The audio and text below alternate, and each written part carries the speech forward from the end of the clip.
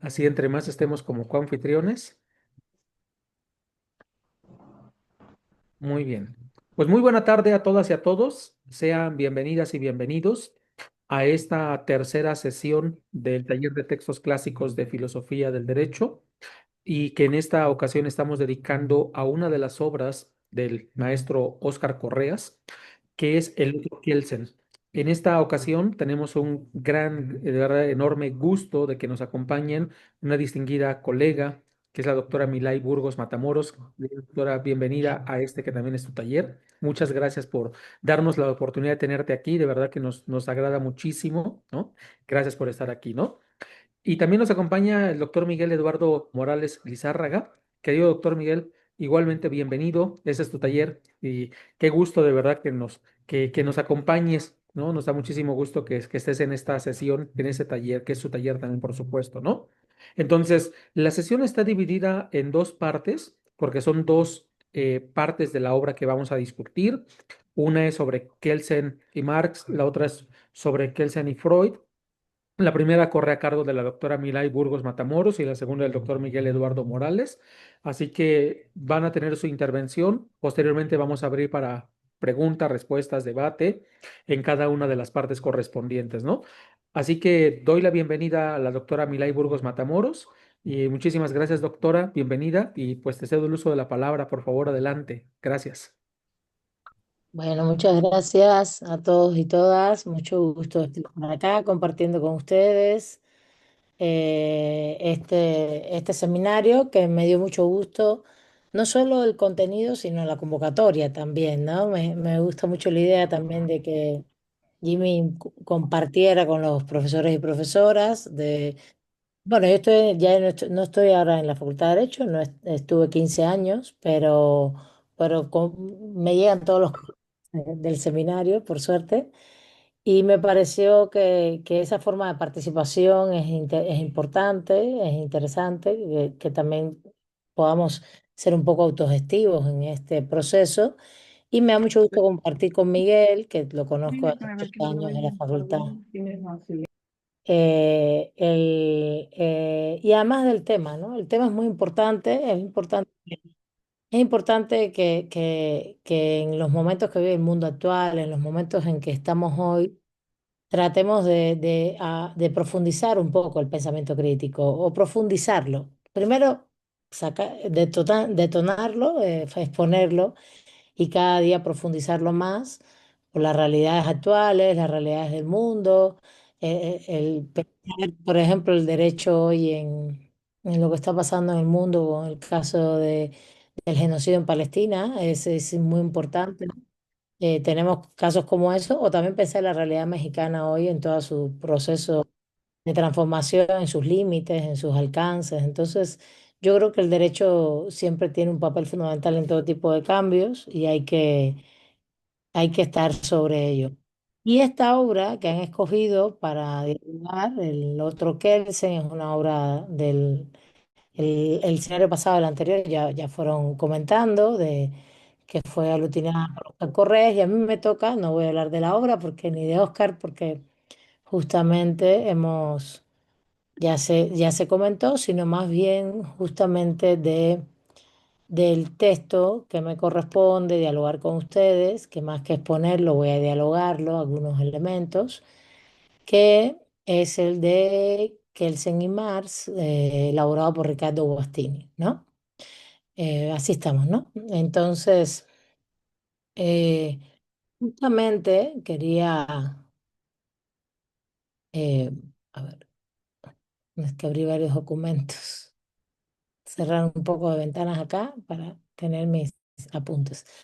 Justamente el texto lo que aborda, para los que no pudieron leerlo, es varios puntos que cuestiones que Guastini detecta como, bueno, cuáles son las críticas de Kelsen a la obra de Marx y que yo diría, bueno, a la obra clásica del marxismo, ¿no? Lo que llamamos nosotros los clásicos, que sería más bien no solamente la obra de Carlos Marx, de Federico Engels, podría llegar un poco también hasta la obra de Lenin específicamente.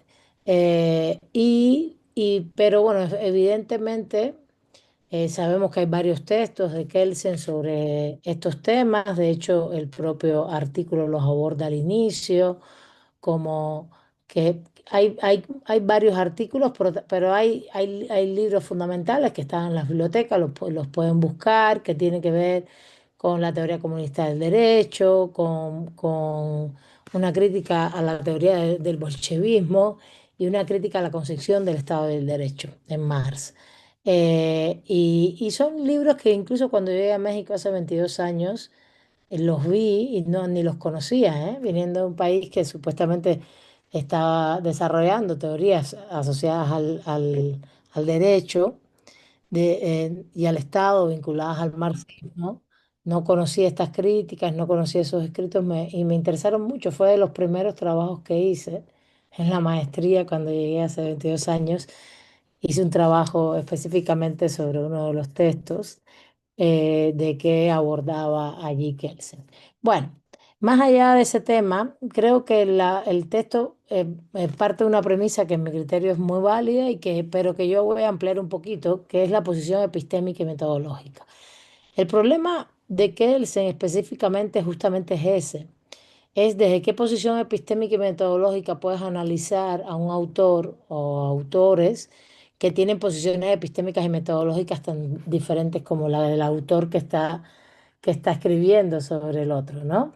Entonces, ahí hay una contradicción inherente desde la cual parte Guastini que dice, bueno, es que realmente Kelsen hace una interpretación literal y formal del pensamiento de Marx y lo que hace es hacer un análisis incluso ni hermenéutico, ¿eh? Es completamente literal del uso de la terminología de manera, vamos a decir, no quisiera usar la palabra exegética, porque la exégesis tiene incluso en el medioevo muchas más complejidades, sino literal. Vamos a usar la palabra literal de, por ejemplo, el concepto de Estado o el concepto de democracia y asumir que cada vez que se enunciaba el tema del Estado, se estaba hablando de lo mismo, como concepto, como definición, o de democracia o de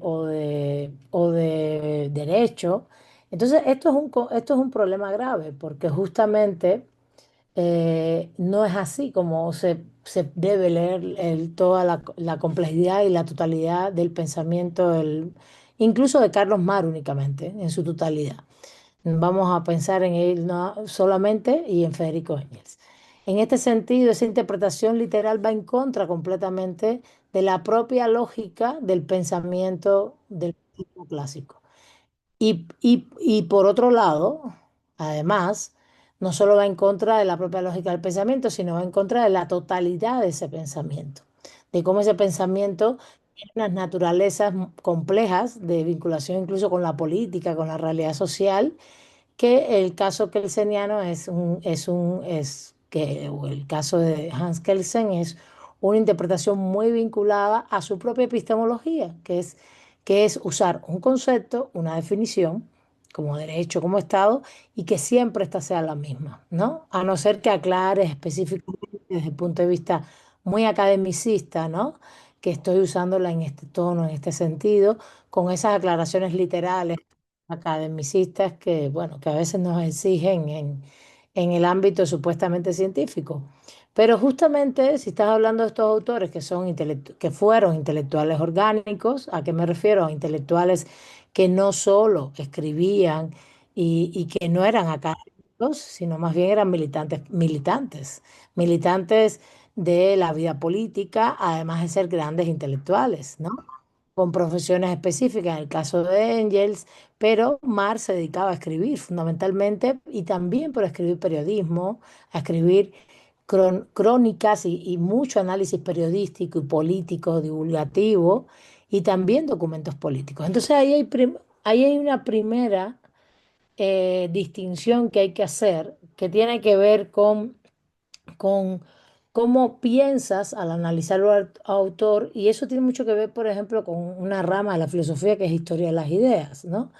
En la historia de las ideas no puedes hacer interpretaciones literales, incluso en la historia hoy y en la interpretación de otros textos, que no tiene que ser una historia pasada, puede ser una historia presente de ideas. Tú tienes que analizar los contextos, analizar el contexto lingüístico del término del texto, también la historicidad del documento que estás leyendo, de dónde viene, por qué lo publicó en ese momento. Ahorita les voy a poner varios ejemplos. Eh, o, y en materia, eso es con respecto a los conceptos, a las definiciones que ahí se exponen, ¿no? No es lo mismo cuando él está hablando del Estado y está hablando del Estado prusiano, está hablando de un Estado que es China. Pero cuando está hablando de la forma política que en un momento determinado la Comuna de París intenta instaurar por su revolución después de 1871, está hablando de otro tipo de Estado. ¿Entienden? Y cuando habla, está hablando de socialismo, está hablando de otro tipo de Estado. Y cuando está hablando y entonces no es lo mismo y en momentos determinados el concepto se usa de manera descriptiva, en otros de manera empírica, de acuerdo al momento histórico, ¿no? Igual hay que tener muy en cuenta que la historicidad del documento me refiero, sobre todo, por ejemplo, y ahí voy aquí a los tipos de documentos, no es lo mismo leer en el Capital estos conceptos. El Capital es un estudio de muchos años, de mucha profundidad, que incluso no tiene una sola metodología, tiene esa totalidad metodológica que es realista, histórica y dialéctica, que es muy importante tenerla en cuenta, y tiene que ver con, eh, por ejemplo, elaborar conceptos desde la realidad social, fuerzas productivas, relaciones sociales de producción, trabajo vivo, el valor de uso, el valor de cambio, son grandes conceptos abstractos, ¿no? Epistémicamente, pero que están todos fundamentados cuando lees en el Capital, evidentemente. Las formas de propiedad, etcétera, están fundamentados en la realidad que ellos están viviendo en el siglo XIX, de industrialización y de máxima explotación, en este caso de la clase trabajadora, de la clase obrera. En ese sentido, no entender que ese es un tipo de documento que tiene lo mismo, conceptualizaciones, ejemplos, historia, porque también nos emite muchos ejemplos históricos, analogías y demostraciones, porque tiene hasta cálculos matemáticos, demostraciones de cálculos, de cuestiones de cómo es el tema de la plusvalía, el plusvalor, etcétera, etcétera, la extracción de la plusvalía en los seres humanos, en la explotación del capital, de la relación social del capital.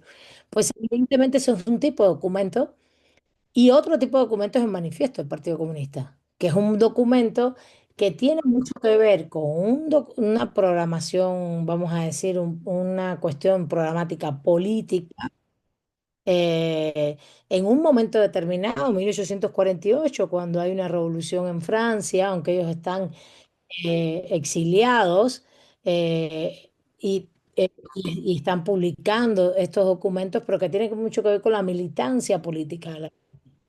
Entonces, lo que quiero decir con todo esto es que es un error muy importante, o es un error incluso teórico, epistémico, bueno, o epistémico metodológico que nos lleva a concesiones teóricas erróneas, hacer un análisis del pensamiento marxista clásico, y con eso concluyo esta primera parte, desde un posicionamiento de interpretaciones literales vinculadas a la formación kelseniana, que es una formación muy vinculada al positivismo, a esta cuestión normativista de conceptos lógicos muy bien delimitados y definidos en un texto específico, en una teoría, ¿no? Como su teoría.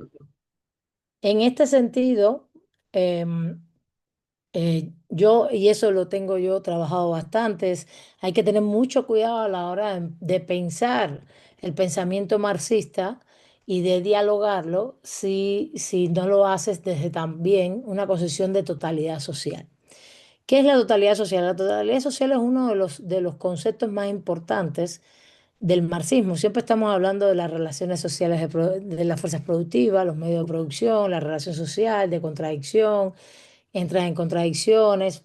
No, la totalidad social justamente es el concepto que abarca un análisis de no totalizante, pero sí de múltiples dimensiones, de una totalidad de realidad empírica que es el sistema capitalista, que ya está en el siglo XIX, evidentemente, surge en el siglo XVI, o más bien se globaliza en el siglo XVI.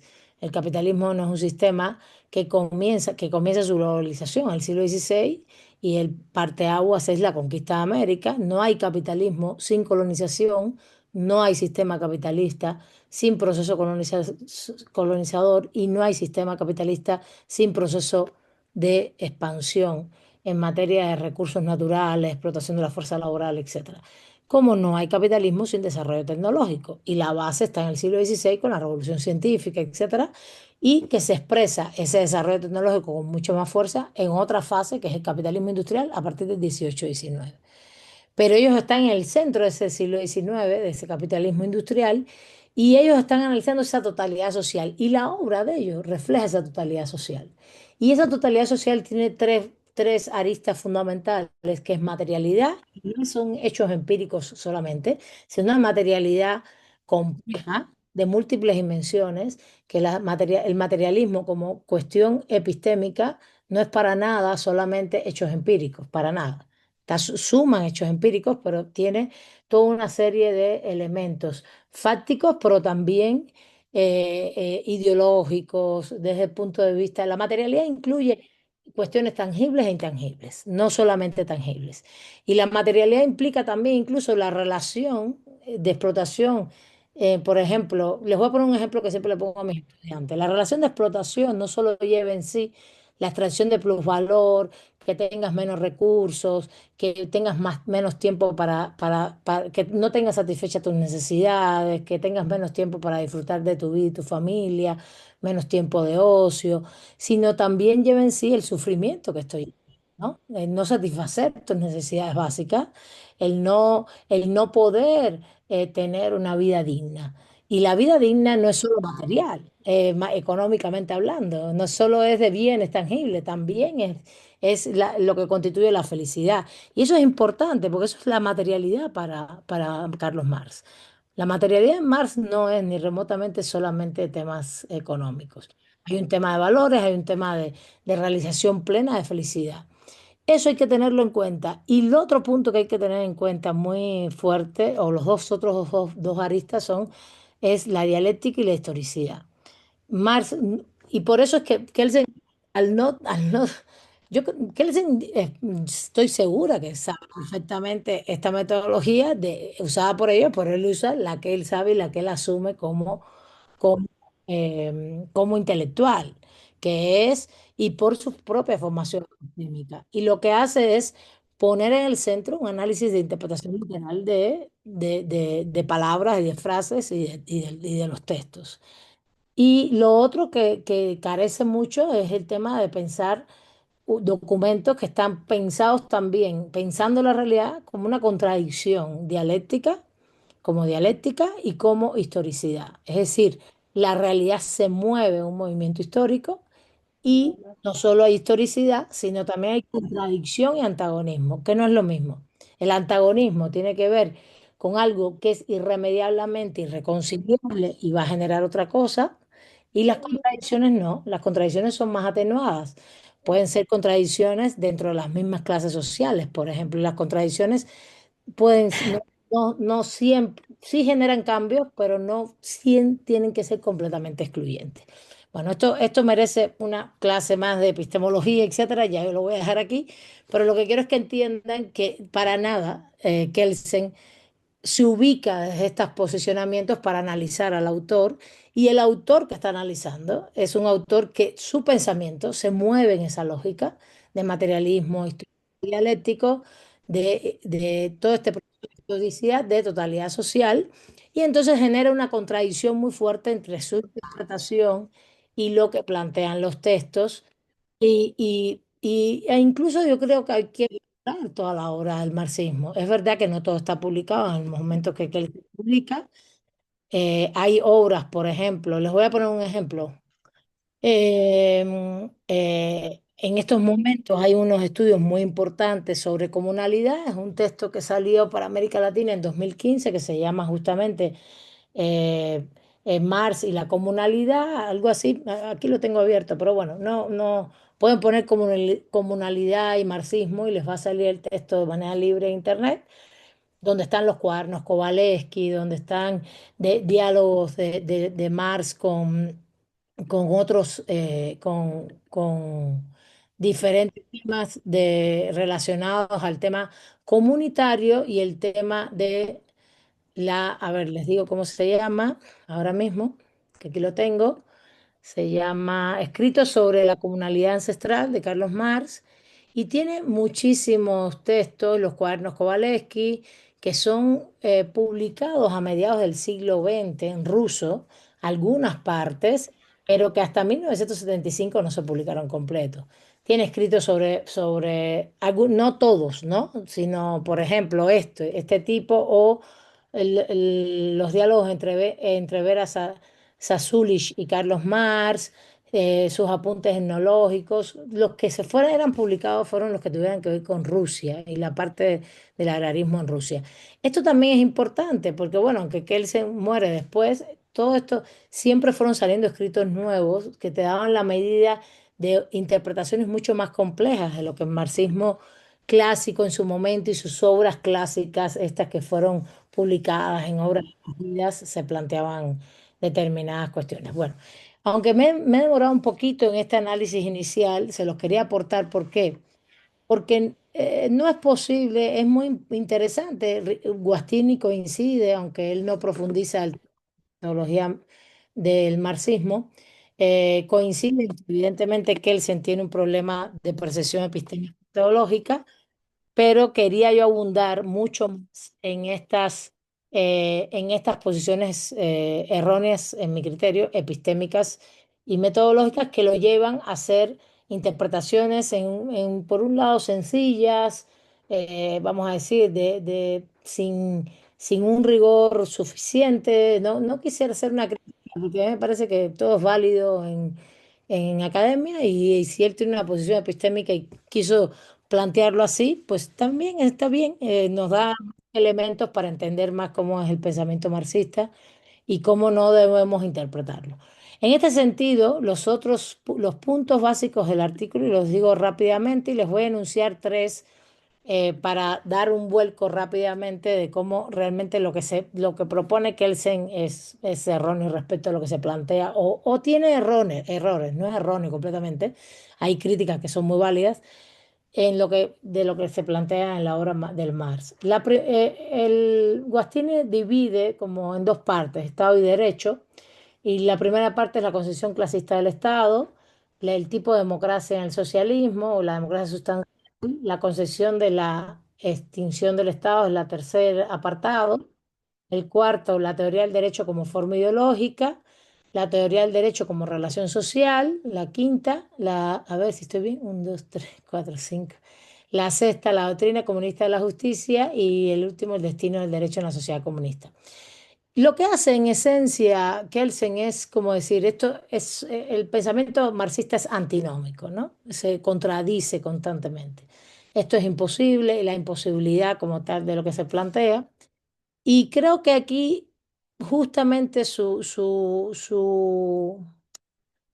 vamos a decirlo así, su percepción o su acotación epistémica metodológica desde el punto de vista de interpretaciones literales lo limita mucho a una interpretación mucho más profunda. Voy a poner tres ejemplos. Cuando se refiere a la concepción clasista del Estado, ¿de qué habla?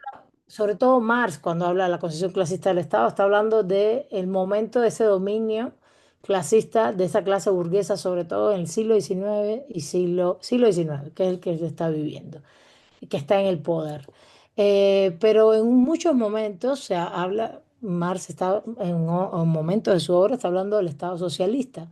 Cuando hace una crítica del Estado como una dominación de clase, está hablando del Estado burgués, pero cuando hace una crítica en la dominación de clases y piensa el Estado socialista, lo está pensando de otra manera. Y si es una dominación de clase. Y entonces dice, bueno, no, no puede haber una dominación de clase de una clase proletaria y que ha sido dominada. No, porque Marx está pensando en los trabajadores y en que eso va a generar, y hay un proceso de transición. Y ese proceso de transición no es de un día hacia otro. Y esto es un tema impresionante. La transición es temporalidad.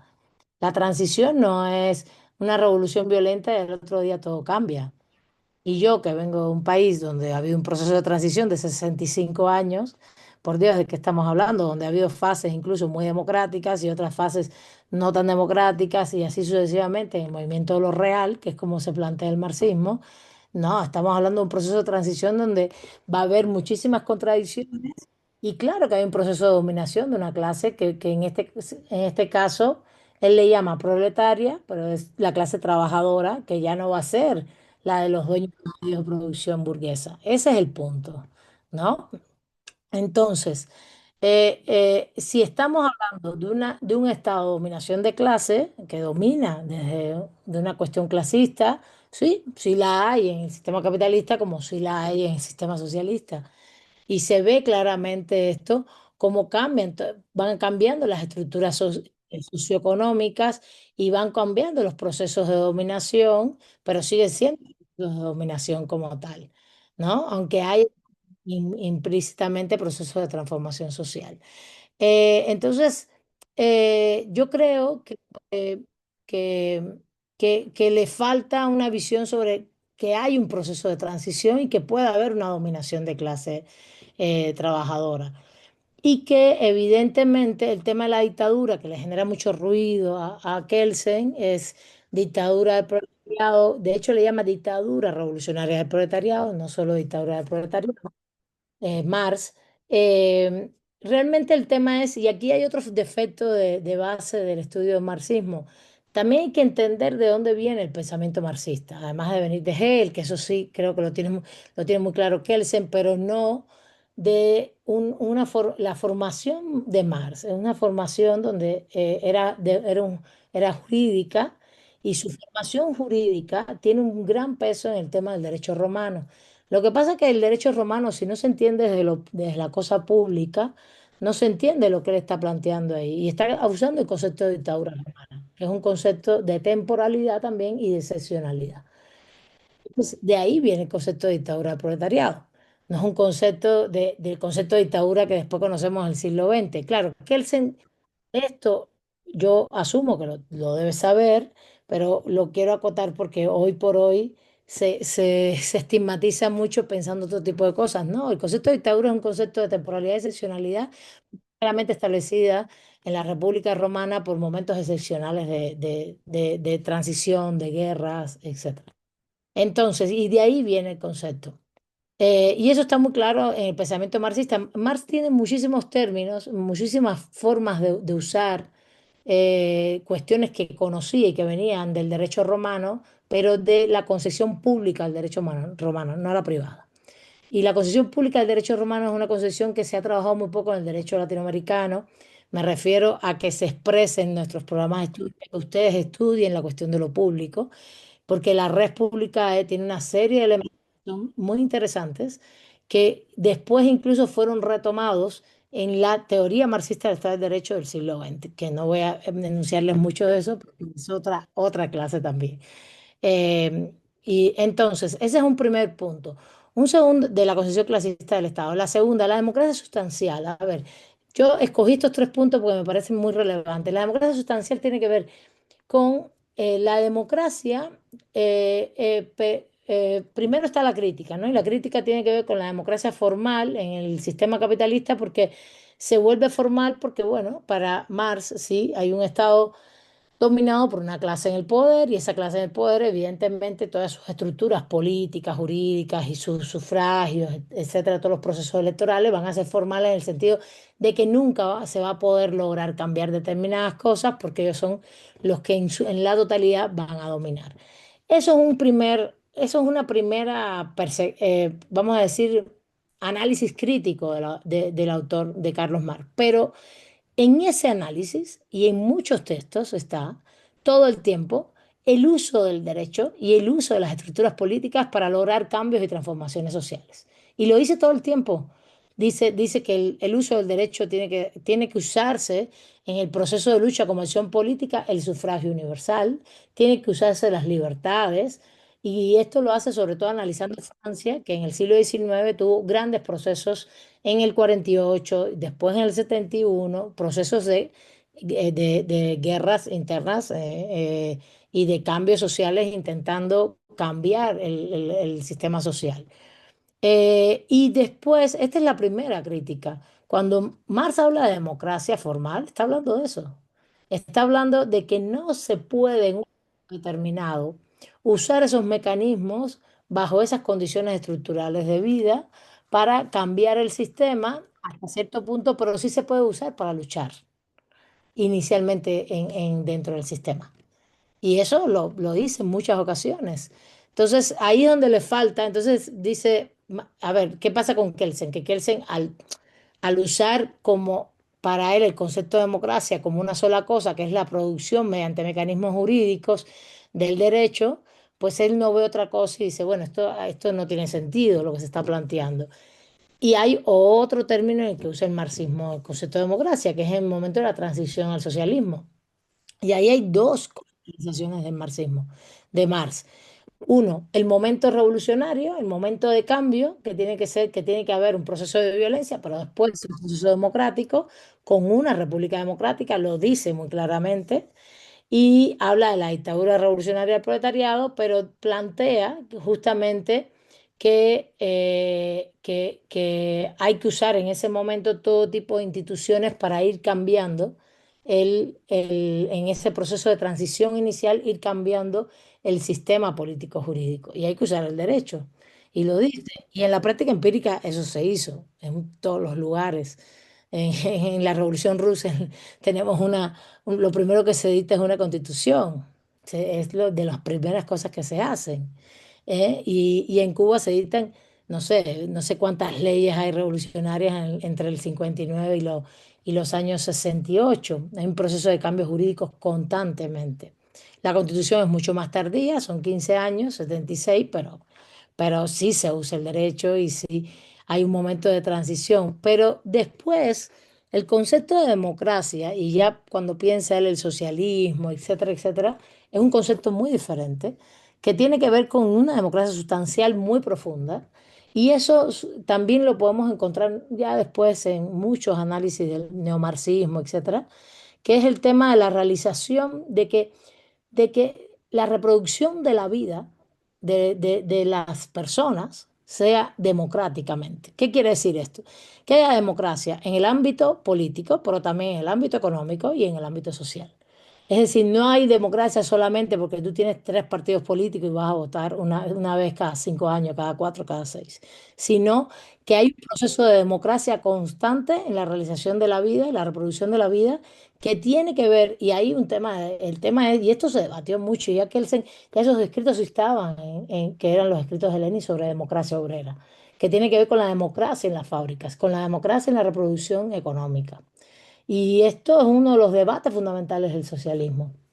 Y esto ya estaba presente. Y Marx eso lo esboza mínimamente, pero sí lo esboza. Y es este pensar que la reproducción de la vida tiene que ser democrática en todas sus aristas y que no solamente es el momento político. Y en el momento político, claro que debe haber sufragio universal, pero también tiene que haber control popular. Y eso sí está en documentos del marxismo clásico. ¿Qué cosa es control popular? Revocación de mandato, rendición de cuentas, que tengas esas estructuras y que el mandato representativo no sea tan representativo como mandato imperativo. Si ustedes hacen una búsqueda de Google en todos los documentos del marxismo, el mandato imperativo es una categoría que se usa asociada a la democracia y eso también viene de los romanos. El mandato imperativo no es mandato representativo, no elijo un representante para que él decida ser, sino elijo delego el poder, la potencia en personas que ellos van a tomar decisiones, a administrar el Estado, a administrar las instituciones en función de lo que nosotros artísticamente, popularmente le vamos a decir que tienen que hacer. Y eso viene de Roma también. Ese es el famoso mandato que está siendo hoy traducido en el mundo actual, después en el zapatismo, que viene también de nuestras civilizaciones, a lo mejor prehispánicas, habría que ver, pero lo que yo les digo es de dónde un poco viene toda esa teoría, que él lo ubica muy bien como mandato imperativo, una construcción de transición del socialismo hacia el comunismo. Entonces, quise ponerle estos ejemplos, no me quiero demorar más. quisiera ponerlos a ustedes a dialogar más con dialogar más entre nosotros. Yo tenía media hora, empezamos a las y 10 y con esto cierro. Hice un apunte de cada cápite, de la antinomia de la extinción del Estado también, de cada cápite, del tema de las utopías, el tema del derecho. Y bueno, en general es lo mismo, ¿no? Hay un proceso de interpretación, en mi criterio, sesgado por la posición epistémica, no por posiciones ideológicas, sino por posiciones epistémicas desde Kelsen hacia la obra del marxismo clásico. Y yo creo que un análisis profundo, más allá incluso de la realidad social, yo creo que un poquito podía estar sesgado Kelsen, y eso sí lo asumo como una opinión personal, era en lo que él estaba mirando, cómo se construía el socialismo real y no le gustaba. Y por supuesto, condicionado evidentemente porque no quería que existieran totalitarismos ni autoritarismos en función de lo que él estaba viviendo en carne propia referente a los fascismos, al nazismo. Pero yo creo que no son comparables. Y también asumo aquí mi posición teórica y práctica, no son nada comparables, no son comparables. Y bueno, sí ha habido, claro que ha habido sí, en los sistemas errores, problemas, muertes, de todo, como el sistema capitalista que durante 500 años se ha pasado también fomentando guerras, apropiaciones, despojos, violencias. Entonces, el socialismo real no está separado de ese sistema mundo capitalista. Ni mucho menos, ni se desarrolló de manera fragmentaria, separado del sistema capitalista, no, aunque fuera una gran contradicción. Y yo creo que, bueno, en esencia es eso, que Kelsen tiene un sesgo, en mi criterio, epistémico, metodológico, y un sesgo un poquito político en su época para interpretar todas estas obras, y le falta en ese sentido profundidad, y Guastini lo analiza muy bien, de manera muy sencilla. Me parece que es una muy buena introducción para entender dónde están esos problemas de comprensión. Y bueno, hay muchísimos elementos más que hablar, pero yo aquí lo dejo porque ya me pasé 3 minutos y quiero que ustedes conversen y después que nuestro compañero Miguel exponga el otro texto. Muchas gracias. Muchísimas gracias, Milay. De verdad es que espléndida esta parte que nos has ayudado a leer, a comprender este capítulo de la obra del doctor Correas, que de la mano de Guastini, pues analiza justamente cómo Kelsen lee y critica a Marx, ¿no? Y cuáles son los errores y deficiencias que tiene y que tú nos has señalado algunas. Yo no quiero hacer uso abusivo de la palabra, quiero abrir también para que las y los demás colegas puedan participar. Yo me quedaría con una mención que creo que vale muchísimo la pena. La voy a repetir, si lo hago mal, por favor, me corriges, porque acá hay alumnas y alumnos que nos acompañan de primer semestre particularmente. Cuán importante es leer con precisión a los autores, saber desde dónde están escribiendo, por qué están escribiendo eso, cuáles son sus filiaciones, incluso sus fobias que tienen al momento de escribir, ¿no? Creo que eso es algo importante, particularmente cuando justo queremos entender, penetrar en la obra, ¿no? Porque de lo contrario, pues solamente pasamos la mirada por las líneas, pero no estamos tratando de comprender al autor, ¿no? Y creo que aquí, pues tú nos has mostrado muchos de estos problemas metodológicos, problemas epistemológicos, y que Guastini, pues ya en el capítulo, nos ha hablado también de algunos sesgos, de alguna falta de profundidad en Kelsen para poder leer a Marx, ¿no? O incluso de decir, donde Marx anote esto, yo entiendo esto otro, sin tomarse la molestia de saber si efectivamente en el corpus marxista ese es el significado correcto en esa parte del pensamiento de Marx, ¿no? Y eso es muy, muy importante. Creo que eso es algo esencial, ¿no? Pero bueno, abrimos para preguntas, comentarios, por supuesto. ¿Alguien que quiera hacer uso de la palabra? Hay una pregunta en el chat. A ver, déjame verla. A ver, un segundito. Dice el maestro Sergio Enrique Medina. Saludos a todos los amigos del seminario. Mi pregunta es la siguiente. ¿Cuál es la diferencia entre democracia sustantiva y gobierno por el pueblo en el pensamiento marxiano, ¿no? No sé, mira, si quieres hacer algún comentario al respecto. Sí, sí, no sé si alguien más quiera preguntar, pero bueno, está bien. A ver, el tema es, el tema, volvemos al punto inicial de Guastini. ¿Cómo se llama el profesor? Es que está en el chat para yo siempre ver el nombre, ¿o no? Ah, sí, Sí, Sergio, Sergio, Sergio. Sergio. Sergio, muchas gracias por la pregunta.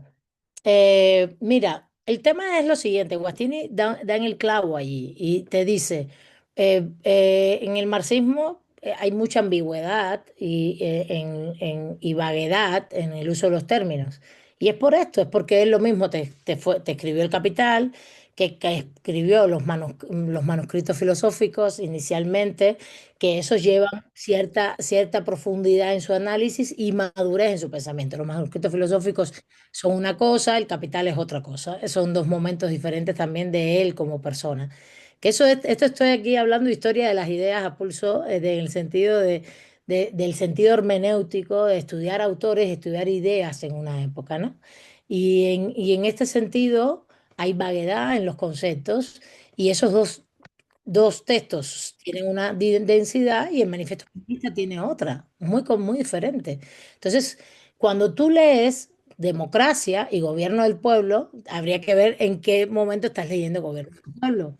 Si él está hablando de la Comuna de París, si la está analizando, si está haciendo una crónica, hay unas crónicas impresionantes, más era periodista publicaba todo el tiempo en gacetas y cuestiones así.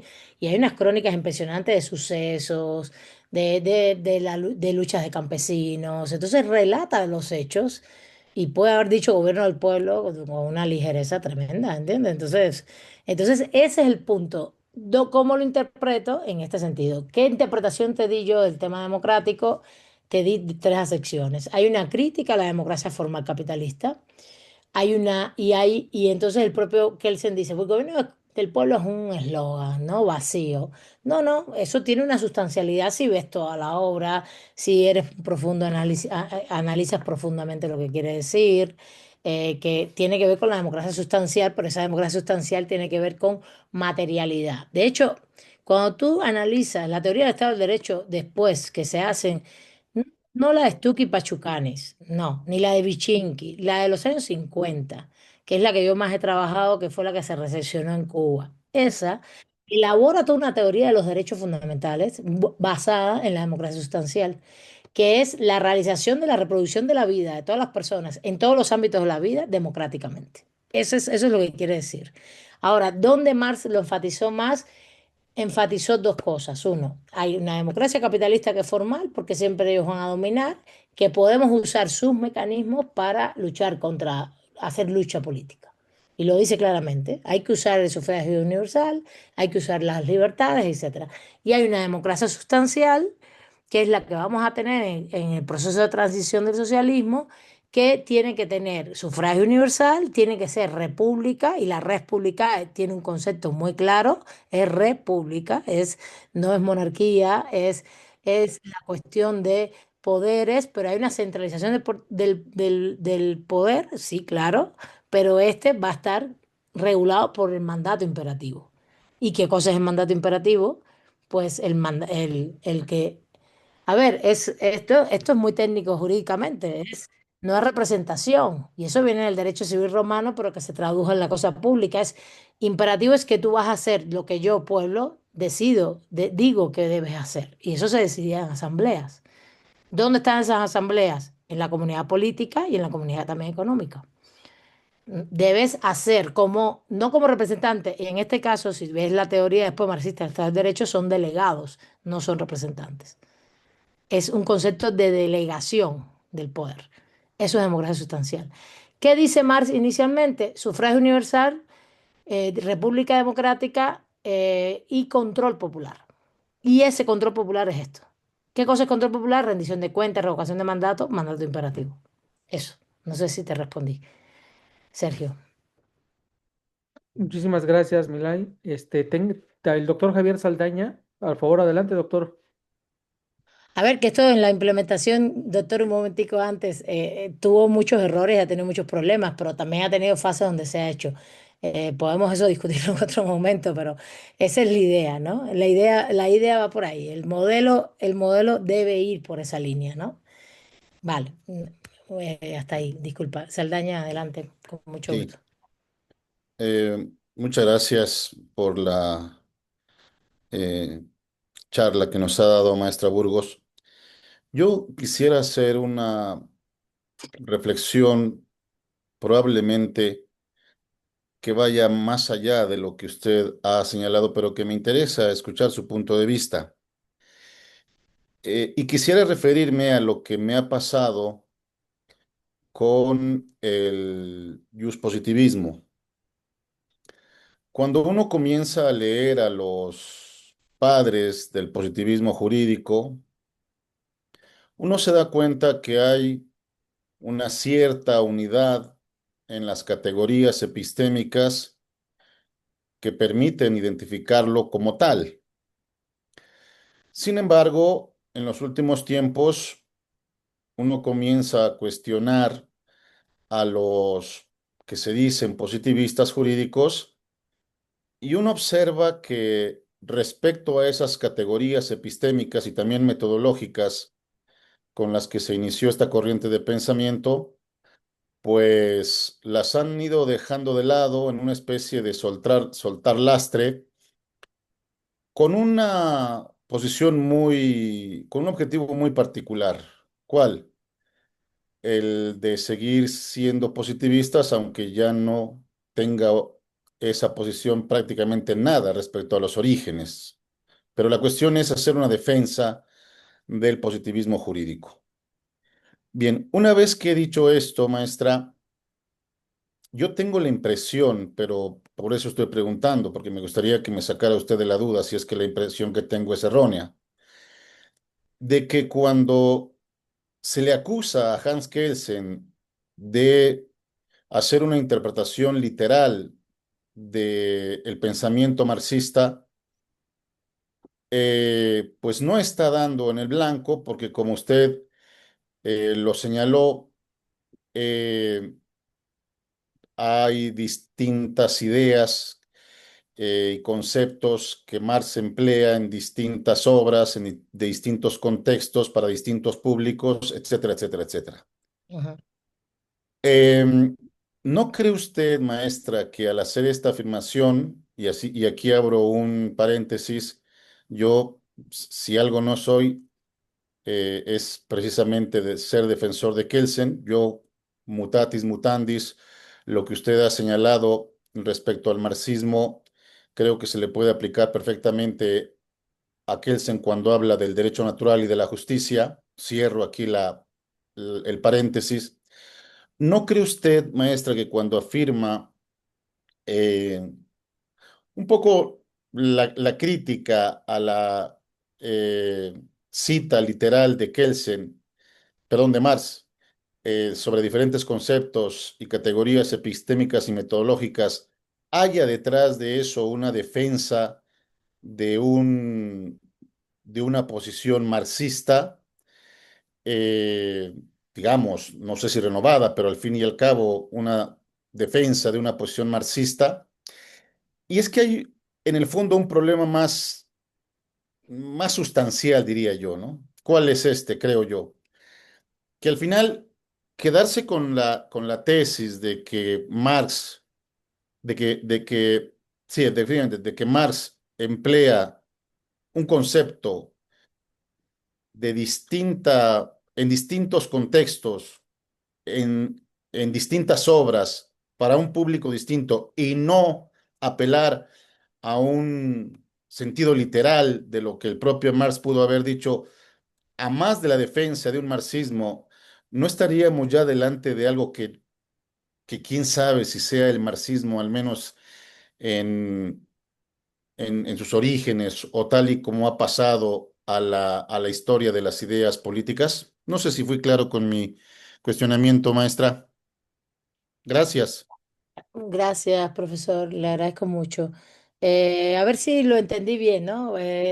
Yo creo, a ver, No, no hay tanto tiempo y no podemos, y yo quise también enfocarme en el texto de Guastini y en su propia premisa con la cual yo comparto hasta cierto punto. Yo le pondría un poquito más de elementos a esa premisa, profesor. Yo creo que sí hay una interpretación literal de los textos, pero es una intención de Kelsen en varios sentidos. Primero, yo sí pienso a Kelsen en sus zapatos, en su época, en su momento histórico. Yo no hago lo otro. De hecho, mi doctorado es en historia de las ideas, filosofía, historia de las ideas, en el sentido de que yo tengo incluso bebido eso en 20 años aquí en UNAM, y me parece importantísimo analizar hermenéuticamente todos los sentidos que puede haber en las ideas, pero también su interrelación con la historicidad, con los contextos, con las contradicciones, incluso no solo sociales, históricas, económicas, sino también personales, que ahí ahorita viene Miguel con el tema de Freud y es muy importante, porque yo en eso, por ejemplo, soy muy frankfurtiana. Para mí es muy importante también la psicología y todo el proceso de psicoanálisis que se incorpora al marxismo después como parte de toda esa subjetividad, de todo el no solo el psicoanálisis, ¿no? La psicología en general en la subjetividad de las personas. Entonces yo siempre estoy pensando cuando los autores dicen lo que dicen, ¿por qué lo dicen? Evidentemente hay una posición epistémica de Kelsen clarísima en su formación, desde el punto de vista del kantianismo, etcétera, etcétera, del positivismo lógico, en el cual en el Círculo de Viena estuvo allí, se fue formando, etcétera, y de todos sus estudios y sus interacciones. Tampoco soy kelseniana en el sentido de haberlo estudiado completamente, pero sí creo que hay una posición política desde su época, aunque él trata de ser científico, trata de ser profundo y riguroso, porque además Kelsen siempre trata de ser, ¿no? No es que él lo trata de ser con Marx, sino siempre trata de ser riguroso, científico, etcétera, lógico, coherente, ¿no? Propio de ese positivismo lógico de los años 20 del siglo pasado. Lo que yo creo es que Kelsen tiene un condicionamiento político frente al totalitarismo, al autoritarismo, a las noticias que le llegan de la Unión Soviética, que para él es un problema. Ese para mí es la esencia de estos textos. Y es un problema porque él está viendo lo que está haciendo el nazismo y el fascismo. Por eso terminé diciendo, cuidado, porque no son sistemas comparables del todo. Hay que tener cuidado con cómo se ha dicho esto históricamente, qué pasó realmente en el socialismo real, específicamente en el soviético, pero en general, en un socialismo real mucho más complejo y más amplio, con muchas dificultades, con muchos problemas, pero que no dista de que si hubo violencia, no dista de la violencia del capitalismo, ¿entiendes? Eso es lo que yo pongo. Entonces, yo sí creo que él vive una circunstancia histórica en la condición, si mal no recuerdo, de ser judío. No, no sé si estoy diciendo algo inexacto, porque después el otro día oí que se había transformado, etcétera, pero su condición inicial. Y es muy duro, es muy duro. Y eso se ve muy claramente en toda la historia de las ideas. Si usted analiza, por ejemplo, la Escuela Crítica de Frankfurt, los colegas de la Escuela Crítica de Frankfurt eran marxistas clásicos, estudiaban epistemología, lo estaban diciendo todo y se salen de Alemania, se van a Estados Unidos, los que pudieron ir, porque Walter Benjamin nunca llegó y murió del camino. Y hay documentos, hay un libro precioso de Horkheimer escribiéndole cartas a sus colegas diciéndole, por favor, no hablen más de marxismo y quiten el término de lo que estamos estudiando. El miedo, la realidad social que estás viviendo. Entonces yo sí creo ahí más bien, profesor, que ese es el motivo por el cual Kelsen quiere acotar todo tipo de totalitarismo y autoritarismos desde donde él lo interpreta. Y Kelsen es un republicano. Kelsen es un republicano ante todo. Él es republicano, es un tipo que cree en la democracia, en esa democracia procedimental, en el derecho como un sistema de acotamiento. Y el marxismo es otra cosa, es una realización, es un análisis, es una realidad social contradictoria, en la cual está diciendo, en esta contradicción en el sistema que estamos, porque la realidad de contradicción y antagonismo es histórica del ser humano, desde que surge, no es solamente la del capitalismo, pero dice, y esta, el capitalismo en este contexto es de esta manera. Y, y dice, de aquí hay que salir. Y fíjate, cuando Marx dice, de aquí hay que salir y se tiene que extinguir el Estado y se tiene que extinguir el derecho.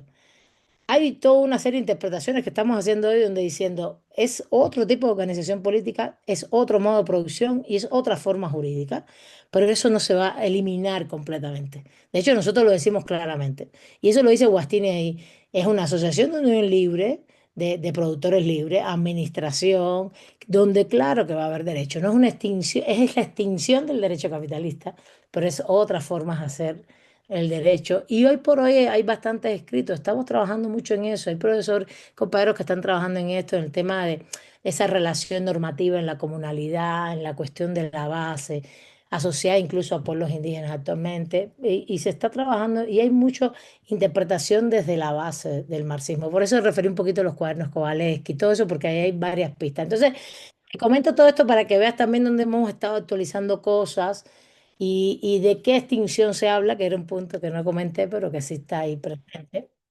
del derecho y el Estado, y que estamos discutiéndolo mucho. Y decimos, a ver, no es una extinción plena de que no existe organización política. Claro que va a existir una organización política, pero de otra manera. Y claro que va a existir cierta regulación jurídica, pero de otra manera, porque eso está muy vinculado, y ahí yo creo que ya doy paso seguro a Miguel, porque al tema de la conciencia y de los valores. Y el tema de los valores y de la conciencia es un tema fundamental que hoy por hoy, a ver, y lo tenemos claro en nuestros sistemas, si baja la desigualdad en un país, ¿a poco no baja la violencia? Cuando cambian las condiciones estructurales de vida, no baja la violencia, no bajan determinadas condiciones de contradicción y de conflicto, sí bajan. Y está probado incluso dentro del sistema capitalista eso. Entonces, si tú tienes una sociedad donde las necesidades incluso están cubiertas, las básicas, y estás en una fase donde se trabaja solamente porque hay mucho desarrollo tecnológico, hay maquinarias trabajando en función y uno está entre el ocio, etcétera, etcétera, pues bueno, claro que va a haber contradicciones. ¿No? Y además esos son procesos largos de transición histórico, largos, muy largos. Y que llegará un momento, no es que no haya nunca contradicciones, yo creo que siempre va a haber contradicciones en el ser humano, pero yo no creo tanto en que el ser humano es tan egoísta, no sé, eso es otro debate. El debate de la naturaleza humana que está presente en Kelsen, que Kelsen sí cree que el ser humano egoísta. No, bueno, es que hemos vivido siempre una humanidad con necesidades, con desposesión, con explotación de diferentes maneras. Si estamos en otro tipo de sociedades, habría que ver cómo está. Pero yo, mira, que viví los 80 en Cuba, por ejemplo, te lo digo así, que fueron plenitud económicamente, no deja de haber contradicciones que tienen que ver con racismos, cuestiones así, por ejemplo. Te pongo ese ejemplo. Y yo creo que eso hay que caminar mucho todavía, la conciencia humana, el ser humano, para que no, no, porque no es solo un tema económico, es un tema también de respeto hacia todos, de la otredad, del respeto entre todos, de la convivencia armónica. Y bueno, puede ser que eso sea muy utópico, Kelsen lo dice por ahí, que es muy utópico y es irrealizable. Puede ser, no sé. Pero todo eso está ahí. Esa es mi opinión sobre lo que usted comentaba, con respecto Gracias. a Kelsen, ¿no? Vale, gracias. Gracias, compañeros. Muchísimas gracias, querida Milay, muy amable, muchísimas gracias, de verdad que fantástica esta sesión que nos has obsequiado, Milay. Ahora vamos a dar paso a la siguiente parte. Nos acompaña el doctor Miguel Eduardo Morales Lizárraga. Querido doctor Miguel, pues bienvenido, por supuesto, muchas gracias por estar con nosotros y tienes el uso de la palabra. Igual tú nos dices, te intervienes y luego hay preguntas, como tú nos indiques, por favor. Sí, le hacemos de esa manera y si me hacen favor de ponerme un alto cuando sea oportuno y lo consideren pertinente para que no me extienda yo. Y pues muy agradecido, estimado Jimmy, estimado Walter, queridos colegas, Meilay, también muy afortunado de compartir este día contigo. Muchas gracias por abrir la invitación y pues por aceptar pues, mis ganas de participar, de compartir con ustedes. Y me voy a montar primero, voy a cambiar un poco el orden de mi exposición y va a ser muy, muy metódico con respecto a la lectura. Pero hay un detallito que me llamó la atención, me voy a montar un poco en la exposición anterior de Meilai, y algo muy importante que dijo Jimmy con respecto a la lectura que hace Kelsen de Marx, ¿no? Y que no pareciera como que no es tan rigurosa como, como debiera ser o como el propio Kelsen tiene la capacidad para haberlo hecho, ¿no? Kelsen es científico, es muy riguroso, está influenciado por el positivismo lógico, ¿no? Ahorita vamos a platicar de ello también, la influencia de Ernst ay, los confundo. Bueno, ahorita vamos a ver el santón del Círculo de Viena, ¿no? Ernst Mach, perdón. Y bueno, va a suceder otro tanto con la lectura que hace Kelsen de Freud, pero en la propia idea de Kelsen, dice, él le niega valor terapéutico al psicoanálisis, no le niega su valor científico, utiliza el aparato, sobre todo rigurosamente el aparato científico del psicoanálisis, pero muy a la kelseniana. O sea, se toma sus libertades con Freud, ¿no? No está completamente interesado en tomarlo literal, tomarlo rigurosamente e interpretar a Freud en los propios términos de Freud, sino en utilizarlo y en mezclarlo inclusive con filología, como vamos a ver en un momento. Y otro comentario que quería hacer con respecto a la relación de Kelsen con el marxismo, Mario Lozano, que es el autor del texto que comentaremos en este momento sobre la relación entre Kelsen y Freud, eh, dice que este texto de la teoría comunista de la ley o la teoría comunista del derecho, The Communist Theory of Law, de 1955, un texto ya escrito en su exilio californiano, dice, le está pagando peaje al macartismo. ¿Sí? Literal, utiliza esas palabras, ¿no? O sea, se está curando en salud con el macartismo. Entonces, con todo y lo riguroso y científico que es Kelsen y con todo lo riguroso que pueda haber sido la interpretación que hizo de Marx, probablemente si seguimos pues no acusación, no quiero llamarle acusación, ¿no? Pero este señalamiento de Lozano, probablemente tiene sesgo, ¿no? Está interpretando a Kelsen, perdón, a Marx, probablemente de una manera atemperada para agradar al macartismo, ¿no? Por lo menos así yo lo estoy interpretando con estas ideas que nos acaban de compartir.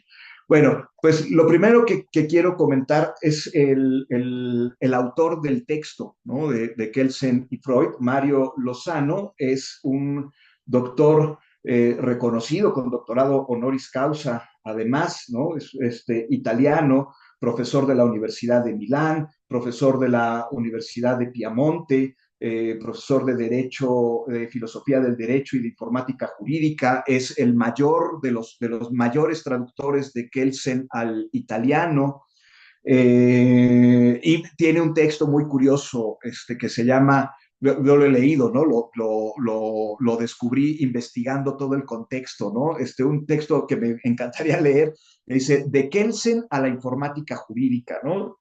Bueno, entonces por ahí van sus intereses.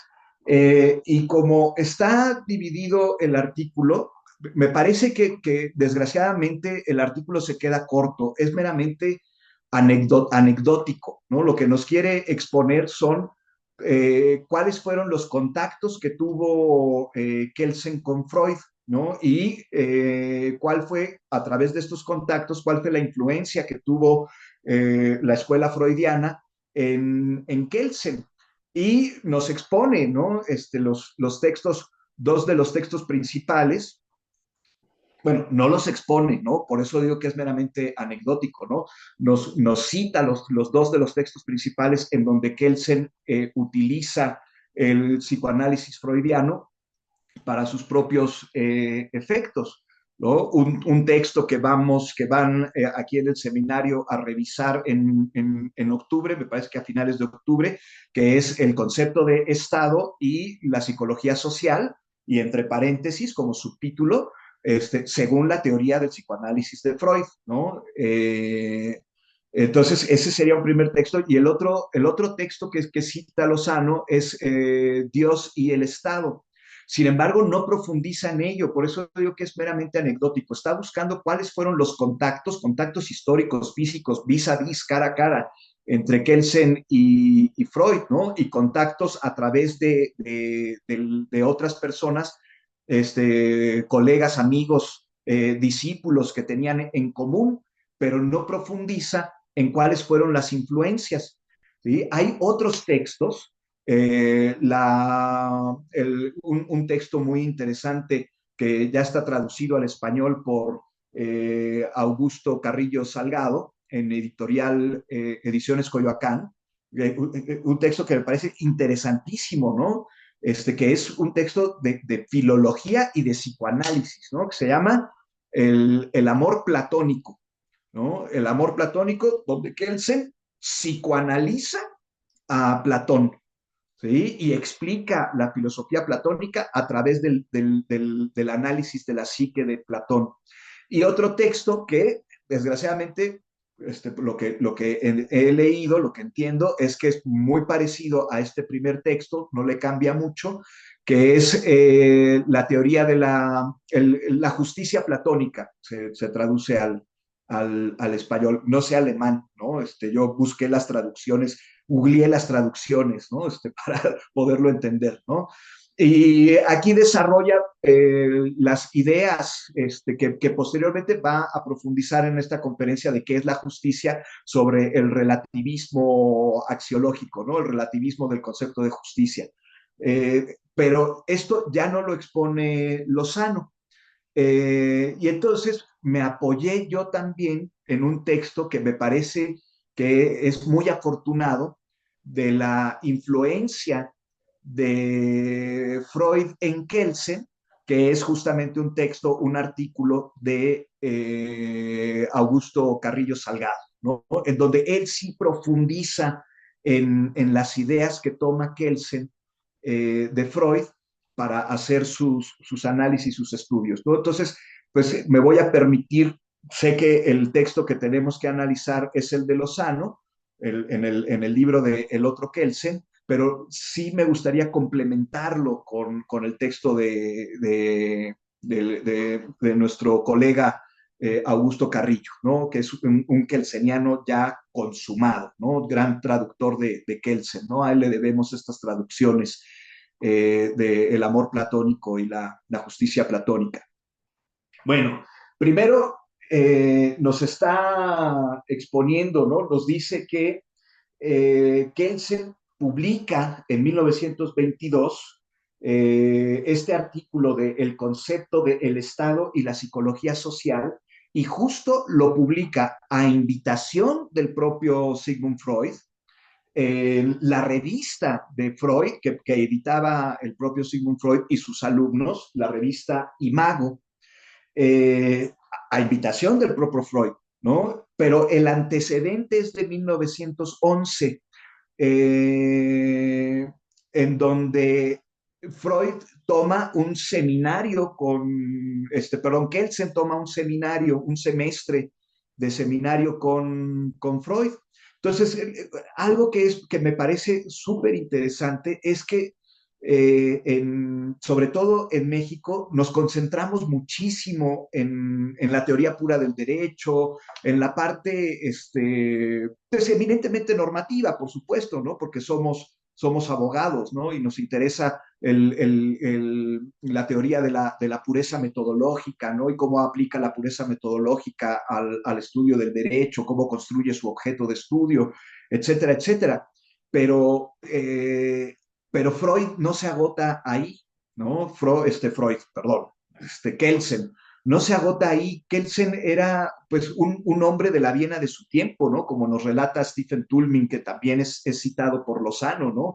La Viena de Wittgenstein, también la he oído mencionar de esa manera, era una Viena tremendamente rica, con gente tremendamente poderosa intelectualmente, ¿no? Era el centro cultural de Europa y probablemente el centro cultural de Occidente en ese momento, ¿no?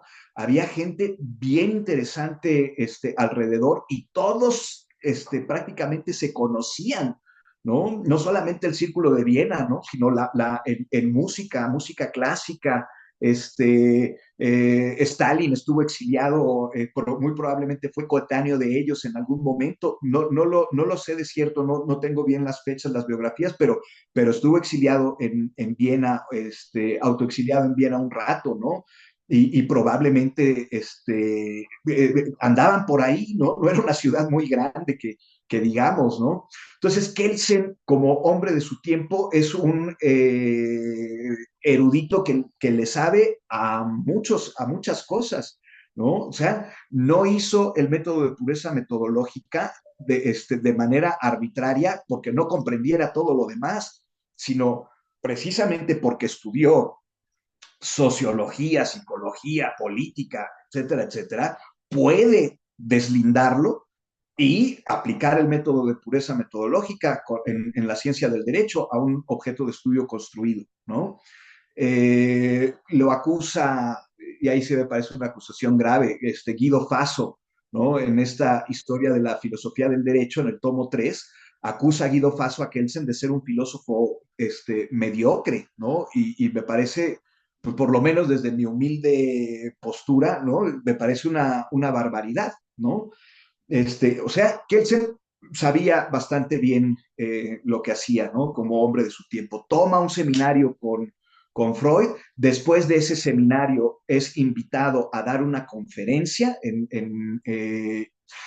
y el producto de esa conferencia, ya escrito formalmente y ampliado, va a ser este artículo de la revista Imago de 1923, 1922. En 1923, Freud, en un artículo también publicado en Imago, cita directamente o menciona directamente a Kelsen, criticando la interpretación que hace Kelsen de su psicología social, ¿no? Y dice, yo no creo que la psicología de masas o la psicología social sea una hipóstasis de la psicología individual o de la psicología personal, ¿no? Eh, pero pues vemos ahí que sí se conocían, ¿no? Que sí tenían un contacto. Después viene un problema, se suscita un problema en 1926, en donde Theodor Reik empieza a ejercer el psicoanálisis sin ser médico, ¿no? Y entonces se le va a la comunidad encima porque se tenía la creencia, inclusive el propio Freud la tuvo en un momento, ¿no? De que para ser psicoanalista había que ser médico, ¿no? Y que la vía de entrada a la interioridad tenía que ser a través de la medicina. Así lo relata el propio Lozano. Y en esta polémica, Freud escribe un texto a manera de diálogo, ¿sí? Con un interlocutor imparcial que era funcionario del Estado de alta categoría, ¿no? Y entonces Lozano especula, ¿no? Y hace una reconstrucción histórica y nos dice, bueno, pues, ¿quién podría ser ese interlocutor imparcial, ¿no? Y nos dice, pues muy probablemente el interlocutor imparcial es el propio Kelsen, ¿no? Y situándonos en el contexto, pues Kelsen a la sazón, pues era ministro vitalicio y de reserva en la Corte Constitucional vienesa que él mismo creó, ¿no? Y que crea también a través de la Constitución vienesa que él prácticamente creó, eh, ayudándose de la escuela lógica, el logicismo de Ernst Mach, ¿no? Que es el santón del Círculo de Viena, ¿no? El más grande representante, ¿no? del Círculo de Viena. Pero Ernst Mach, con sus ideas sobre la lógica, no le queda otra que recurrir al psicologismo, ¿no? Si la lógica y la matemática son productos ideales que están en la mente, ¿sí? Entonces, pues hay que por lo menos explorar la psique, ¿no? Y pues con estas ideas, Kelsen construye la estructura de la Constitución y crea el Tribunal Constitucional.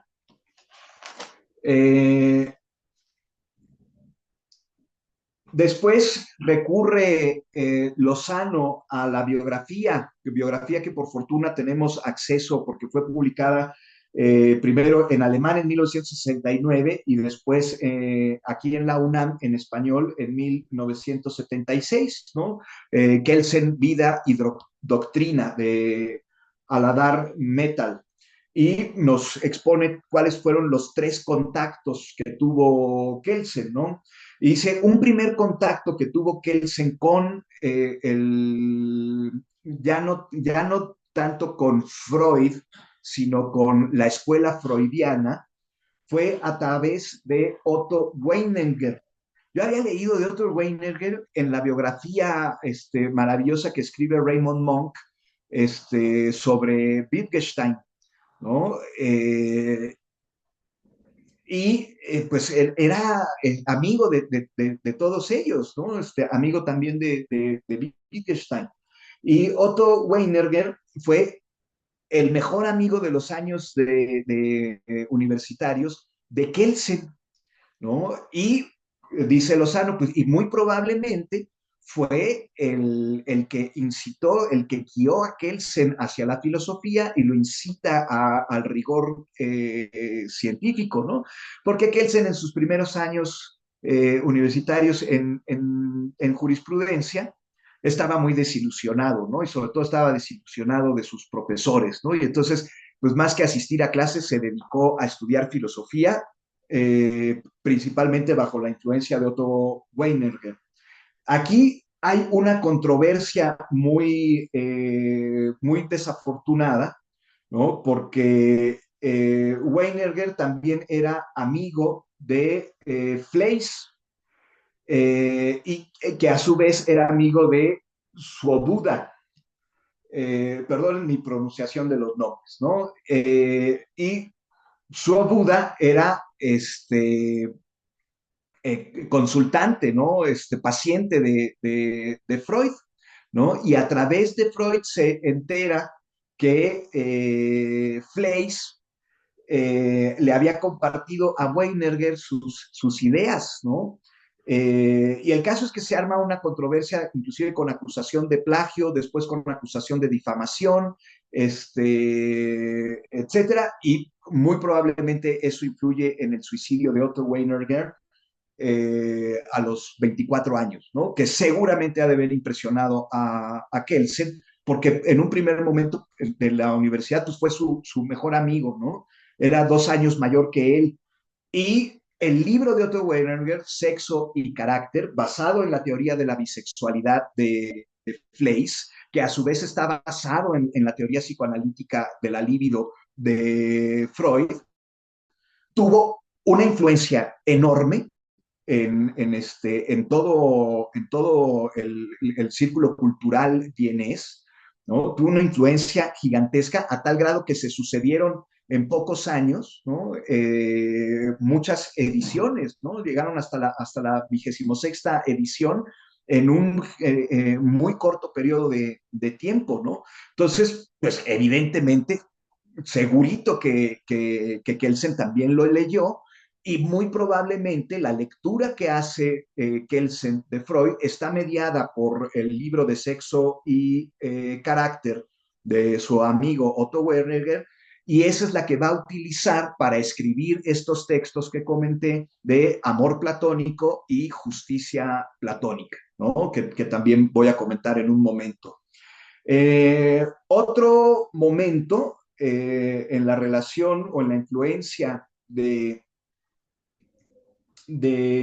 Kelsen y Freud es a través de las ideas psicológicas de Ernst Mach, ¿no? El propio Lozano nos dice, ¿sí? Bueno, no lo revela completamente, ¿no? Pero en algún momento los lógicos, el Círculo de Viena, coquetean con el psicologismo, ¿no? Por estas razones que comenté hoy. Es un fenómeno que le pasa constantemente al empirismo, ¿no? Y que encontramos también en el realismo, en algunas versiones del realismo americano, ¿no? Como en Jerome Frank, ¿no? Que encontramos también en versiones del realismo escandinavo, ¿no? Y que vamos a encontrar inclusive en el empirismo clásico inglés, ¿no? Desde Hume, ¿no? Y que encontramos en otra gran influencia de Kelsen, que es Max Weber, ¿no? Max Weber, siguiendo o complementando las ideas de Durkheim, nos va a decir, no basta con estudiar los hechos como cosas, hay que comprender los hechos porque los hechos tienen motivaciones y las motivaciones ya son del orden psicológico, ¿no? O sea, los hechos sociales tienen detrás hechos psicológicos. Algo similar va a pasar con el logicismo de Ernst Mach, y las ideas psicológicas de Ernst Mach van a influir en cómo Kelsen va a estructurar la constitución vienesa. El tercer momento que nos relata Lozano es ya aplicando, Kelsen aplica el psicoanálisis de diversas maneras, ¿no? La primera, en su análisis del Estado, la relación entre individuo y Estado. La segunda, muy interesante, pero también muy anecdótica, lo utiliza para psicoanalizar a la gente con la que tiene contacto en su vida cotidiana, ¿no? Psicoanalizar a sus amigos. Hay una curiosidad en donde nos dice Lozano, ¿no? Que él se va de vacaciones y coincide en sus vacaciones con Freud, y en estas vacaciones conjuntas, Kelsen aprovecha para balconear, omitiendo los nombres, a algunos de sus amigos que tienen trastornos psicológicos, ¿no? Para preguntarle a Freud, pues, qué trastornos eran y cuáles eran sus raíces, ¿no? Discretamente omitiendo los nombres, ¿no? Pero entonces utiliza el psicoanálisis freudiano y escribe acerca de un alumno suyo, Sender, que tiene una relación de amor-odio muy al estilo del asesinato psicológico del padre, ¿no? Que tantos problemas va a causar en el freudianismo, ¿no? Matar al padre, cohabitar con la madre por el complejo de Edipo y ese tipo de cosas que le fueron muy criticadas a Freud. Pero su alumno Sanders tiene esta relación, ¿no? De amor-odio, y que el propio Kelsen lo relata, ¿no? Lo cita Lozano y nos dice, en un principio Kelsen me llama inclusive padre espiritual, ¿no? Y me cuenta que tenía una relación muy mala con su padre biológico, a quien inclusive odiaba y todo el rollo, ¿no? Pero momentos después, le agarra tirria a Kelsen, e inclusive acusa a Kelsen de plagio. Y si no es por intermediación de amigos comunes, y por el carácter ciertamente tolerante de Kelsen, no hubiera advenido la reconciliación, ¿no? Y entonces Kelsen dice, pues es que es esto que me hizo Sanders, pues es una especie de parricidio, ¿no? Utiliza el psicoanálisis freudiano para explicar esta relación tormentosa que tuvo con su alumno. Y yo creo que hasta ahí la última parte del texto de Lozano, pues es una propuesta, ¿no? Yo hasta donde conozco, y confieso que conozco muy poco, soy muy mal conocedor de Freud y muy mal conocedor de Kelsen, pero hasta donde conozco, nadie le ha levantado la estafeta a Lozano de hacer una investigación como la que propone en la tercera parte de su texto, ¿no? Primero, buscando cuáles son los textos fundamentales del kelsenianismo, los textos fundamentales de Freud, cuáles son las categorías, las teorías, los marcos teóricos, para hacer un cruce, ¿no? Y pues fundamentar adecuadamente una línea de investigación que fuera derecho y psicología o derecho y psicoanálisis, que por cierto, en Argentina, en la Universidad de Buenos Aires, sí tienen esta materia, ¿no? Sí la han desarrollado mucho los colegas argentinos, ¿no? Derecho y psicoanálisis o derecho y psicología en términos generales. No sé si en los términos en que nos lo está aventando el reto Mario Lozano, pero pues sí existe, ¿no? Yo no he visto que se haya desarrollado tal como lo propone Lozano, pero sí existe esa materia en Argentina, por lo menos. Bueno, y hasta ahí acabaría la parte, el texto, ¿no? Repito, me decepcionó un poquito, no mucho, ¿no? Porque se queda nada más en lo anecdótico, en los contactos que tuvieron, ¿no?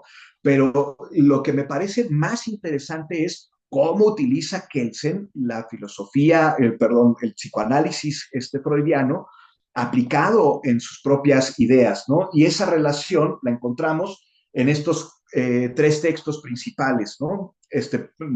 No son los únicos, también en el texto de 1928, La idea del derecho natural, que también está traducida, no sé si en ediciones Fontamara o ediciones Coyacán, también está traducida al español, ¿no?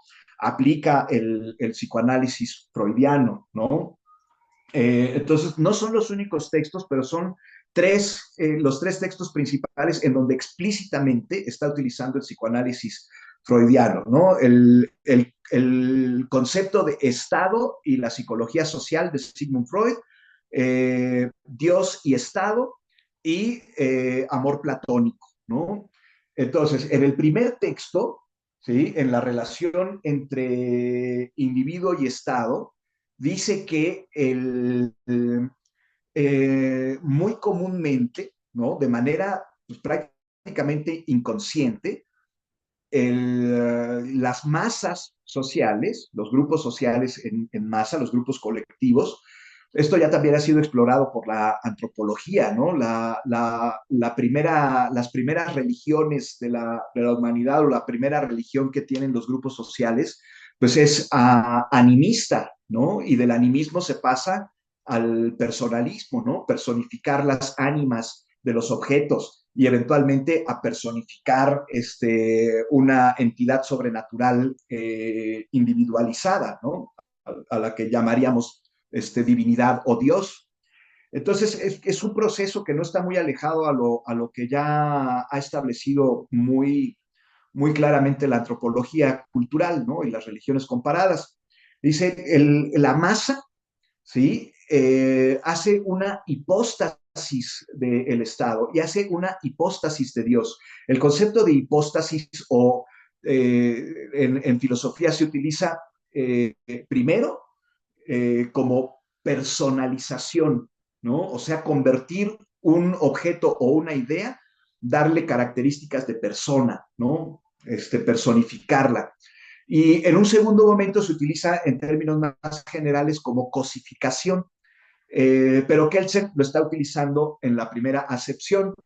Y obviamente viene esta acepción en la tradición del cristianismo católico, tiene que ser del cristianismo católico que fundamenta el dogma de la Trinidad, ¿no? Dice, la Trinidad son hipóstasis de Dios, ¿no? O sea, las tres personas de la divinidad son eso, ¿no? Son personas, ¿no? Entonces, por eso se les llama hipóstasis. Ese es el origen de la palabra. No lo está utilizando Kelsen, lo está utilizando en un sentido muy aproximado, ¿no? Pero no lo saca directamente de ahí.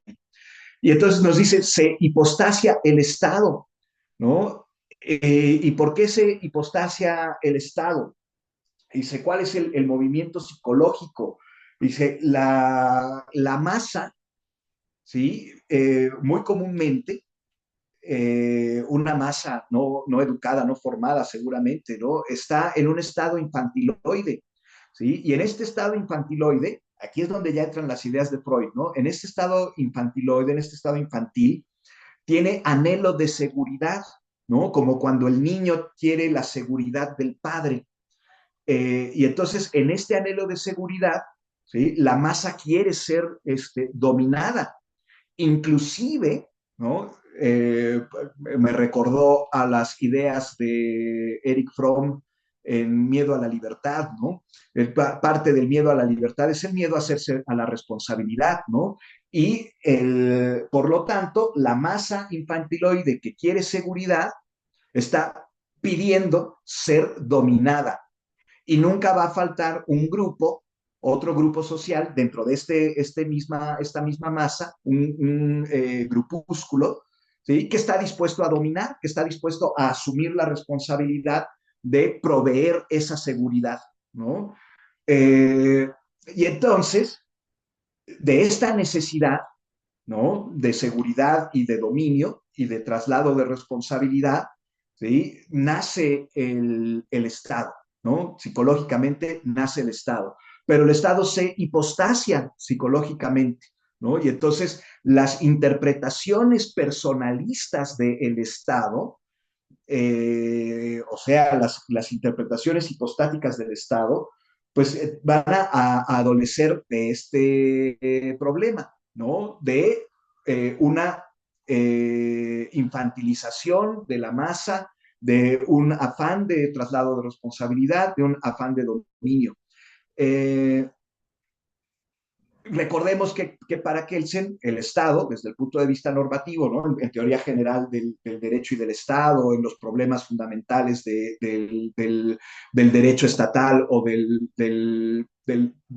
derecho del Estado, ¿no? Se podría traducir, es la traducción tradicional, pues va a reducirlo a normas, ¿no? El Estado es también un sistema de normas, ¿no? Y por eso está criticando, ¿no? Esta hipostasiación del Estado y el individuo. En, en Dios y Estado hace la misma crítica, pero comparándolo con la hipostasiación de Dios, ¿no? Y dice, así como las comunidades personalizan a una idea de divinidad, ¿no? La convierten en persona, ¿sí? Para tener esta relación con un padre que brinde seguridad y al que se le pueda trasladar la responsabilidad. Lo mismo hacemos con el Estado, ¿no? Y una forma de remediarlo es estar bien conscientes que el Estado es un sistema normativo, ¿no? Sujeto a principios normativos. Y después, el tercer texto, voy más o menos bien de tiempo, el tercer texto, que es de 1928, perdón, primero.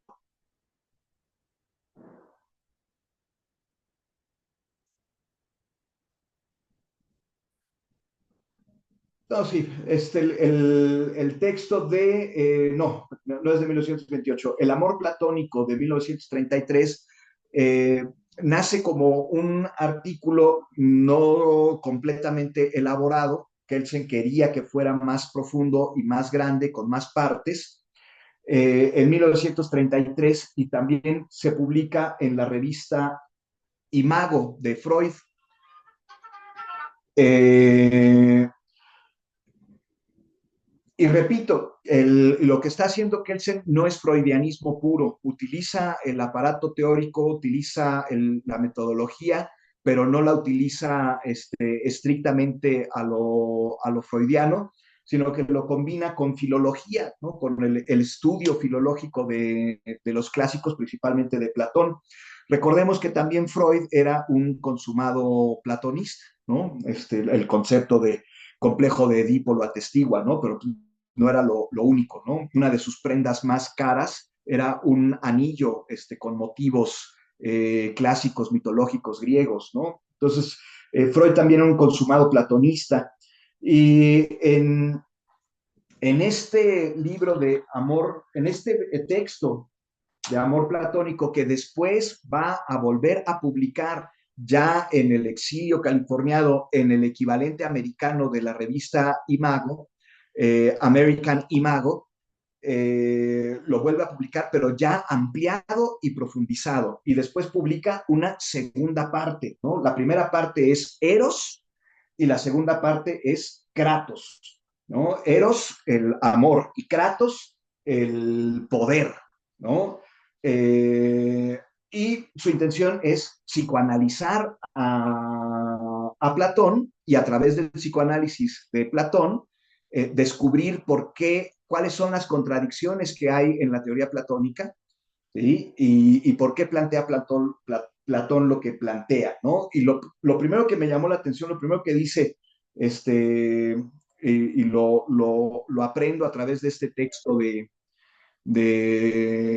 el doctor Carrillo, es que tenemos la idea de que lo que guía a Platón es el amor al conocimiento, ¿no?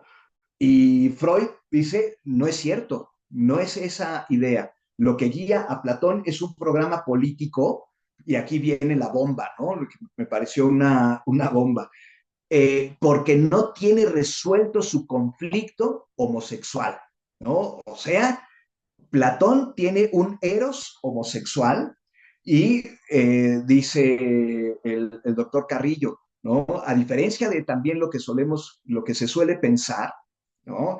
Que en la Grecia antigua, ¿no? La pederastia y los mancebos y el amor, ¿no? Ahí el banquete de Platón y Alcíbiades y Sócrates y bla, bla, bla.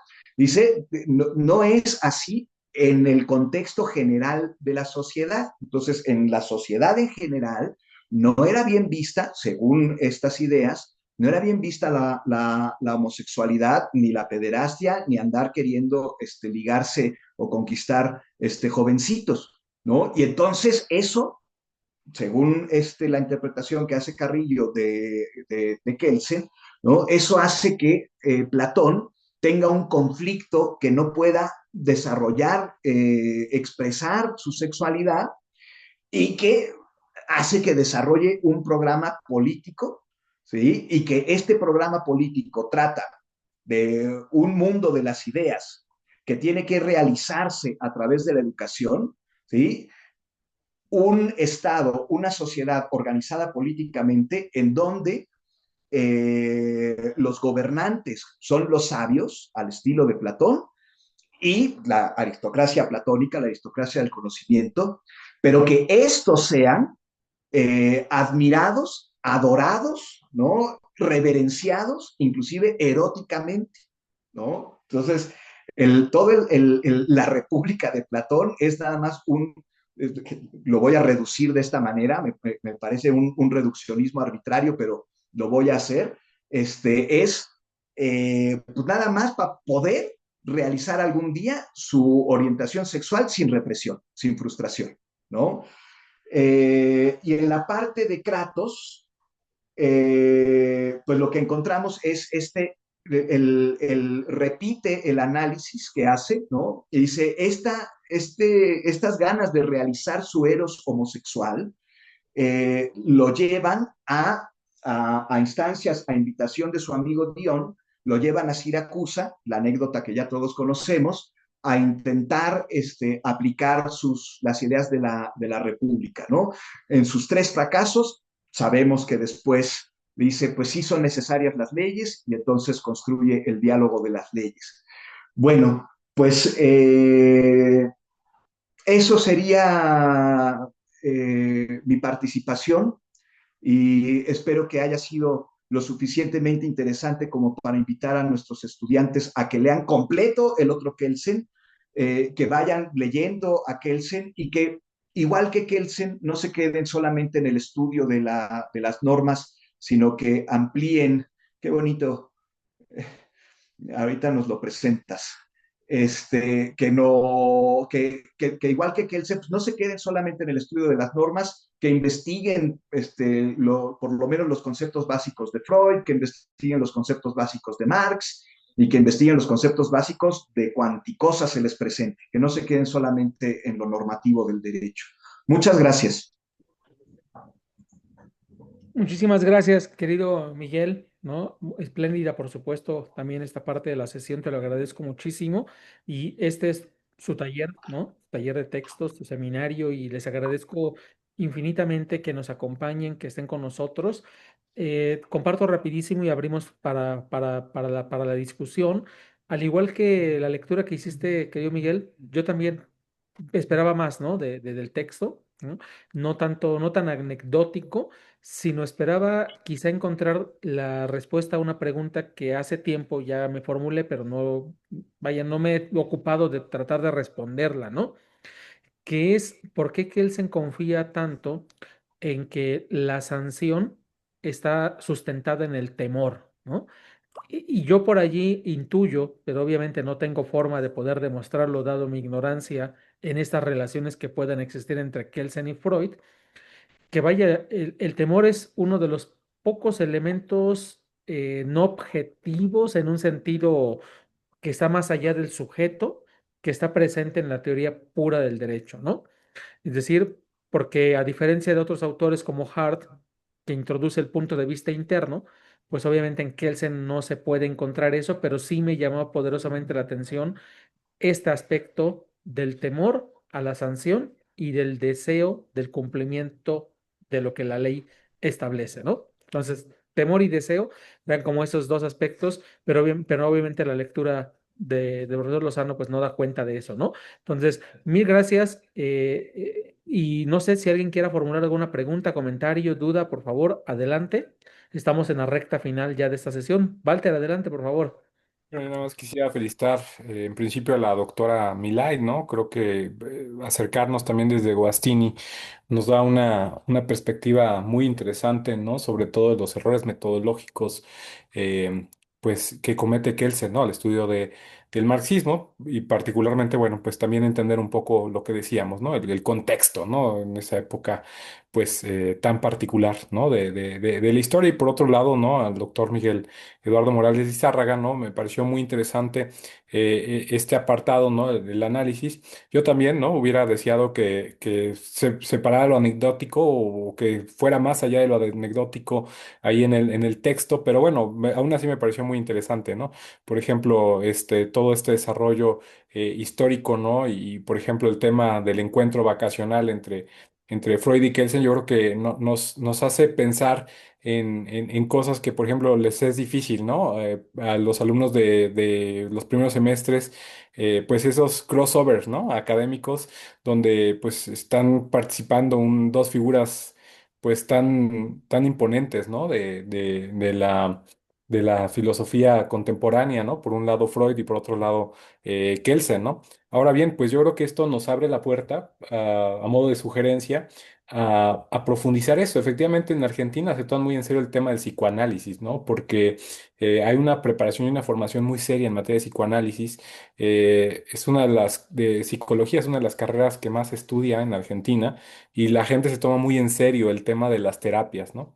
Entonces, por eso también hay ese revuelo. Nosotros tenemos en nuestro plan de estudios la materia de psicología jurídica, pero por supuesto está alejadísimo, ¿no? De, pues de la perspectiva de psicología y derecho, ¿no? Que cambia categóricamente, ¿no? Es decir, uno se ve desde el problema, pues de la filosofía del derecho y el otro, pues se ve a partir de las cinco ramas de la psicología jurídica, ¿no? Criminología, psicología policial, psicología criminal, etcétera, ¿no? Es decir, las principales cinco ramas de la psicología jurídica. Entonces, yo creo que sería muy interesante abrir una convocatoria a ver si se logra, porque no estoy seguro, es un tema que efectivamente no se ha trabajado y que no hay muchas tesis. Ahorita estuve googleando un poco de psicología, de psicoanálisis de derecho en tesis UNAM, no hay mucho en el registro, ¿no? Que podamos encontrar, pero sería muy bueno abrir esa línea de investigación y a ver quién la está trabajando, ¿no? Sobre todo de ese enfoque multidisciplinar